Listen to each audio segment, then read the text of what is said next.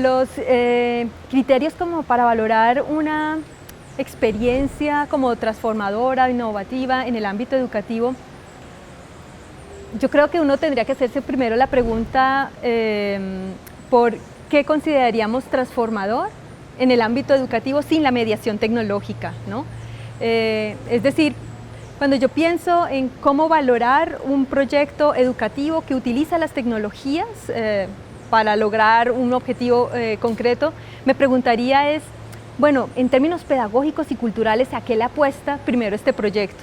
Y después, sí, ¿qué rol juegan las tecnologías en la, digamos, puesta en marcha de este proyecto? ¿A qué tipo de sujeto le apuesta? ¿Qué tipo de país le cabe a ese proyecto? ¿Qué tipo de ciudadano le apuesta, ¿no? Las dos preguntas básicas de la pedagogía: la formación del sujeto, digamos, en el campo de la cultura universal, y por otro lado, la formación ciudadana. ¿A qué le apuesta el proyecto y qué rol juegan las tecnologías? Ese sería para mí como un primer aspecto. Otro aspecto tiene que ver con la formación de docentes, es decir, ¿qué tanto están formados los docentes para llevar a cabo un proyecto transformador con la incorporación de las tecnologías? En ese sentido, yo pensaría que es importante tener docentes con capacidad no solamente de utilizar las tecnologías como medios, como instrumentos, para, digamos, presentar unos contenidos. Ya pasamos esta etapa y yo creo que ya estamos necesitando formación de docentes en los cuales ellos se sientan con la capacidad de inventarse proyectos donde las reflexiones sean muchísimo más amplias.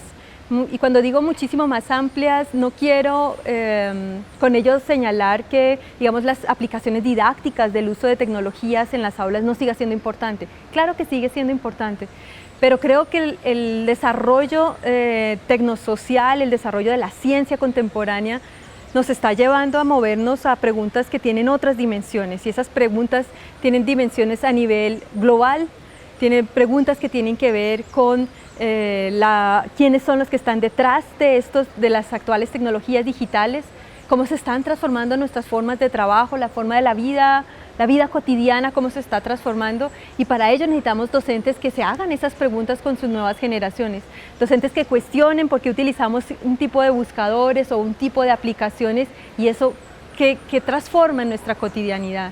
Docentes que sean capaces también de inventarse con los estudiantes experiencias para que deconstruyamos, por ejemplo, las fake news. Ahora estamos abarrotados de montón de información, estamos infotoxicados, dicen algunos, ¿no? No tenemos filtros para navegar en tanta información. En Colombia y en otros lugares lo hemos vivido a propósito, por ejemplo, del referéndum por la paz, ahora lo está viviendo Bolivia. La cantidad de información que se mueve por las redes sociales y nadie sabe de dónde viene, quién la envió, cuál es la fuente.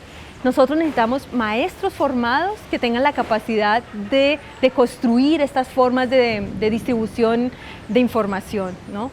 Y en ese sentido hablo yo de buscar programas educativos que piensen la transformación más allá, digamos, de lo didáctico. Creo que tenemos problemas de carácter global mucho más fuertes que tienen que ver con la esfera privada, pero con la esfera también de lo público. ¿Quién se queda con nuestros datos? En fin, creo que hay muchas temáticas que ahí están vinculadas, que serían fundamentales en una experiencia de transformación educativa.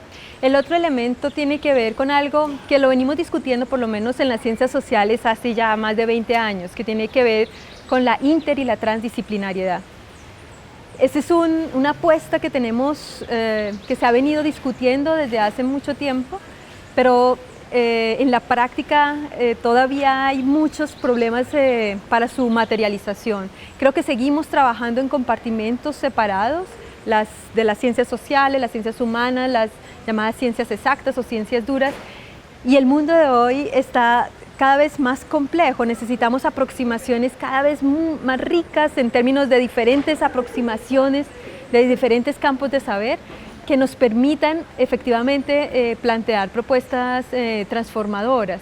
Si seguimos, digamos, separados en campos disciplinares, son visiones recortadas de la realidad. O sea, ya la realidad nos está desbordando hace mucho tiempo. Entonces creo que ese es otro elemento. Otra dimensión que a mí me parece muy importante a propósito de esta hiperabundancia de información, de la llamada datificación que estamos viviendo con estas nuevas monopolios del hardware y el software, y es que hay gran cantidad de proyectos que cuentan los datos, ¿no? O sea, cuántas personas están vinculadas a Internet, cuántos están vinculados a las redes, y nos estamos llenando de estudios, de hecho, y de experiencias que lo que buscan es cuantificar nuestra relación con estas tecnologías. Y creo que necesitamos experiencias que cuenten en el sentido de narrar, porque contar con números no tiene que ver necesariamente con contar el significado o cómo es el proceso de construcción simbólica. En alemán se utiliza la diferenciación entre zählen, que es contar matemáticamente, y erzählen, que es narrar. Entonces, creo que hay una diferencia que es muy fina para los que trabajan desde los estudios cuantitativos. Consideran que, digamos, en las ciencias sociales nosotros estamos muy atrás de pensarnos desde una mirada que dé cuenta de todo lo que permite, por ejemplo, recoger la información de redes sociales o las diferentes aplicaciones en las que estamos, porque efectivamente puede dar cuenta de qué hacemos y cuántas veces. Pero el hecho de contar, no, como insisto, no necesariamente implica dar cuenta del significado que le estamos dando a esa experiencia. Y creo que por ahí, como dice Martha Nussbaum, esa idea de narrar imaginativamente, necesitamos motivar la imaginación, la fantasía, la capacidad de soñar, de crear productivamente, no necesariamente para producir monetariamente. Si nos paramos del campo de la pedagogía, creo que tenemos un compromiso por generar, formar nuevas generaciones en las cuales sea posible desear, soñar, imaginarnos otras formas de vida, porque estamos cada vez más en una, yo diría como en una esfera totalizadora de nuestras vidas y no somos capaces de ver otras opciones, otras posibilidades. Y creo que digamos, un proyecto transformador hoy en día tendría que también buscar salirse de esa esferita que ha totalizado como nuestra manera de relacionarnos con las tecnologías y ver otras formas que desplieguen otras posibilidades del ser humano, porque creo que existe el peligro de que todos caemos en el mismo modelito de la pose feliz, del me gusta, todos posamos de la misma manera, ¿no? Todos empezamos a contar de la misma manera que tomamos la foto a la comida que comimos, ¿no? Y estamos generando una cultura que solo encaja en ese modelo que, por cierto, está tramitado por algoritmos, ¿no? Que esa es otra discusión, ¿no? Pero realmente creo que nosotros como pedagogos, y eso nos diferencia de otros profesionales, creo yo, es que nosotros tenemos que generar los espacios para pensar otras posibilidades de despliegue de lo humano. Creo que estamos en esferitas que nos crean justamente estos monopolios del hardware y del software, digamos, toda la industria de medios detrás de ellos, en los cuales todos terminamos mostrando lo mismo, diciendo que la felicidad es postear imágenes de mis viajes, de la comida. Claro, ahí hay una dimensión de lúdica que no podemos negar, ¿cierto? Pero la pregunta es, ¿hay algo más de ello? ¿Qué cosas no nos estamos preguntando? ¿Qué está pasando al quedarnos en estas esferas que, como digo yo, nos impiden ver otras posibilidades que tendríamos como seres humanos, como sociedad? Y segundo, pues una manera también de hacer resistencia a estas formas que se hegemonizan de despliegue de la vida individual y colectiva. Si las implicaciones de este nuevo desarrollo de las tecnologías a nivel social, cultural y educativo, digamos lo que ustedes señalan como no necesariamente lo más positivo, creo que en parte lo he mencionado con, digamos, toda esta discusión sobre quiénes son los monopolios que están detrás de esta infraestructura técnico-tecnológica. Y yo señalaría un paso atrás aún frente a esa reflexión, lo que tiene que ver con toda esta ideología del desarrollo y el progreso, que no es nueva, digamos, con estas tecnologías. Creo que esta ideología acompañó todo el desarrollo de la modernidad, donde pensamos que hay una sola única vía, que es la del desarrollo de la ciencia y la tecnología para nuestras sociedades. Pero creo que con estas tecnologías digitales estamos viviendo como un reatemperamiento de de este discurso, de esta ideología del desarrollo y del progreso. Nos hemos creído la historia que esa es la única vía para nuestras sociedades, y más aún para las sociedades del llamado tercer mundo, como dice Arturo Escobar, en el sentido en que todas nuestras propuestas prácticamente desaparecen otras necesidades, desaparecen otros proyectos culturales, sociales, porque se da prioridad, digamos, a todo lo que tenga que ver con las tecnologías, porque en sí mismo ese es la imagen de desarrollo y progreso que se nos está vendiendo. Con ella nos endeudamos,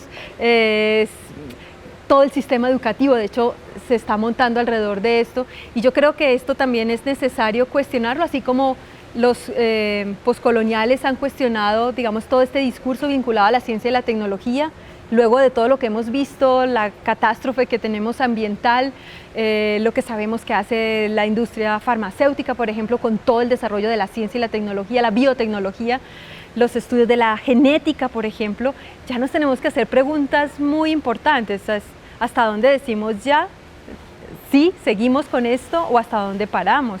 O sea, creo que ya son cuestiones que tocan no solamente la transformación y el dominio de la naturaleza, que fue el logo de la modernidad, sino que es que ya no es la naturaleza externa, es la naturaleza humana la que estamos transformando y queriendo dominar. Y esas son preguntas éticas, ¿no? Que como sociedades nos tenemos que hacer. Entonces, creo que esa es una, digamos, de las implicaciones que me parece que son muy importantes de discutir, y no es una discusión solamente educativa, son tan importantes que no puede quedar solo en manos de la educación, creo que es a la sociedad en su conjunto y en general a todos los campos del saber. Dos, y relacionada digamos, con toda esta discusión sobre el desarrollo del progreso, es justamente cuáles son los saberes que están quedando por fuera de esta nueva apuesta de la ciencia y la tecnología contemporánea. En la modernidad decapitamos todo lo que no fuera la ciencia, que siguiera el método científico. Entonces, saberes populares, saberes indígenas, saberes campesinos, otras formas de apropiar las tecnologías quedan por fuera porque no están en el modelo hegemónico. Creo que ahora nos tenemos que seguir haciendo las preguntas por cómo esa deuda que tenemos cultural con otras culturas, con esa heterogeneidad estructural que caracteriza nuestro contexto colombiano y latinoamericano, cómo estamos afrontando esa condición con estas nuevas tecnologías, porque si no vamos a hacer una doble colonización, diría yo, a través de todo el discurso tecnológico. Si estos saberes y estas otras formas de apropiar lo tecnológico no están presentes. Creo que esa es otra dimensión. Y hay otra dimensión que creo discutimos muy poco y que, digamos, a mí me gusta mucho la metáfora del fármaco con las tecnologías, que son remedio y veneno, ¿no? Y hablamos mucho del remedio, ¿no? Ahora sí nos vamos a desarrollar, ahora los niños sí van a aprender, ahora sí vamos a ser mejores, más inteligentes, vamos a hacer nuestros propios negocios, etcétera. Pero esa dimensión del veneno, que también es propia de cada invento tecnológico, la cuestionamos muy poco, por ejemplo, en relación a la actividad ciudadana. En principio pensamos que el famoso e-gobierno nos permitiría efectivamente participar, decidir como ciudadanos, ¿no? Estar más vinculados directamente con la democracia. Y lo que creo que estamos viendo en los últimos años es una mezcla entre esa sensación de libertad y autonomía, porque yo misma soy periodista, yo puedo por las redes sociales informar a otras personas qué está pasando, no dependo de los medios tradicionales, pero de otro lado estamos afrontando toda esta hiperabundancia de informaciones que no sabemos de dónde vienen, contradictorias, que nunca vamos al fondo de ellas, no hay tiempo para pensar, que creo que es otra dimensión, ¿no? Frente a estas transformaciones. Vivimos un tiempo tan acelerado con las informaciones, con las tecnologías, que no tenemos suficiente las condiciones para pensar lentamente cuáles son los cambios que hemos ganado y que perdimos, y hacia dónde queremos ir como sociedad. Los tiempos del desarrollo tecnológico son muy distintos de los del tiempo de la cultura. La cultura necesita volver y masticar los asuntos, mirarlos de diferentes lados, darle sentido, otorgarle significado a la experiencia cotidiana, y de esto tenemos cada vez menos posibilidad. Y esto creo que es Es una de las características propias de estas tecnologías y creo que favorece mucho a estas industrias del hardware y el software, que no tengamos tiempo de reflexionar, porque cada vez más entonces somos los consumidores ideales, estamos preocupados por la última tecnología, por estar conectados con las redes, no estar fuera del mundo de hoy. ¿Qué significa estar fuera del mundo de hoy, ¿no? Creo que señalaría como esos tres aspectos como los más, que en este momento pienso que son preocupantes, pues, y que deberíamos tenerlos como objeto de reflexión en el campo educativo también.